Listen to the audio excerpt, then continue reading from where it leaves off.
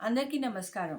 ఈరోజు మన సాక్షి పేపర్‌లో ఒక వార్త వచ్చింది. అందులో శ్రీ అనంతరెడ్డి గారు, ఎవరైతే ఇబ్రహీంపట్నం ఆర్‌డీఓ గారు ఉన్నారో, ఆయన ఓ మాట చెప్పారు. ఏవైతే ఆన్‌లైన్‌లో పేర్లు టీజీఐఎస్‌సి పేరు ఉందో, అవన్నీ గూడా మా భూములే అని చెప్పారు. అయితే శ్రీ అనంతరెడ్డి గారికి కొన్ని విషయాలు గుర్తు చేయాల. ఒకటి, కోర్టులో స్టే ఆర్డర్ ఉంది. ఈ భూములు ఏవి తీసుకోకూడదు అని కోర్టు నుంచి స్టే ఆర్డర్ ఉంది. అంతేకాకుండా మేడిపల్లి, కుర్మిద్దల దాదాపు 12 కేసుల్లో అవార్డులు కూడా రద్దయినాయి. ఈ రద్దయినవి, ఈ స్టే ఉన్న భూములు మీవెట్లా అయితాయి? కేసు పెండింగ్ ఉండగా మీరు విషయం సబ్జుడీస్ ఉండగా మీరు ఇట్లా కంటెంప్ట్ చేసుకుంటా ఇట్లాంటి స్టేట్మెంట్లు ఎందుకు ఇస్తున్నారు? రైతులందరూ ఒక విషయం గమనించుకోవాలి. మన కోర్టులో కేసు ఉంది, స్టే ఉంది, కొన్ని చోట్ల అవార్డులు కూడా రద్దయినాయి. వాళ్ళు రిట్ అపీల్ వేసుకున్నారు, కానీ దానికి ఇంకా కూడా ఇప్పటిదాకా హీరింగ్ కాలేదు. అది అయ్యే వరకు కూడా కేసు పెండింగ్లోనే ఉంది. అది కూడా వాళ్ళ ఫేవర్గా వస్తుందని ఏమీ గ్యారంటీ లేదు. కాబట్టి ఈయన చెప్పే మాటలకి మీరు దయచేసి భయపడొద్దు.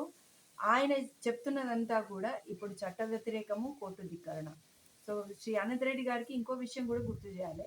మీరే 2023లో రైతులందరి చేత TM33 పైసలు కట్టించుకొని నేను అందరికీ ఆన్లైన్ ఎక్కిపిస్తా, ఒక వారం రోజులు టైం ఇవ్వండి, 2 వారాలు టైం ఇవ్వండి అని చెప్పేసి మీరే చెప్పారు. మరి ఈరోజు ఎట్లా అంటున్నారండి ఆ భూములంతా మావే అని? మరి ఆ రోజు ఏం చెప్పారు?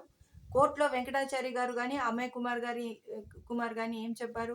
మా వల్ల తప్పు జరిగింది, స్టే ఉండగా మేమే పొరపాటున రైతుల పేర్లు ఆన్లైన్లో కట్ చేసినామని వాళ్ళు చెప్పారు. వాళ్ళు చెప్పినాక కూడా ఇప్పుడు మీరు ఎవరి మాట నమ్మాలండి? అంటే కోర్టులో ఇచ్చిన అఫిడవిట్ నమ్మాలా, లేకపోతే మీరు ఇట్లా బయట ఇచ్చినటువంటి పత్రికా ప్రకటనలు నమ్మాలా? కాబట్టి రైతులందరూ కూడా ఒక విషయం తెలుసుకోండి. ఇప్పుడున్న ఆర్‌డీఓ గారు కానీ, ఇంకెవరైనా అధికారులు కానీ కేవలము మిమ్మల్ని కన్ఫ్యూజ్ చేయడానికి, మిమ్మల్ని బెదిరించడానికి ఇట్లాంటి స్టేట్మెంట్లు ఇస్తున్నారు. ఇది పూర్తిగా కోర్టు ధిక్కరణ. దీనిపైన మనం చట్ట ప్రకారంగా చర్యలు తీసుకుందాం ఖచ్చితంగా.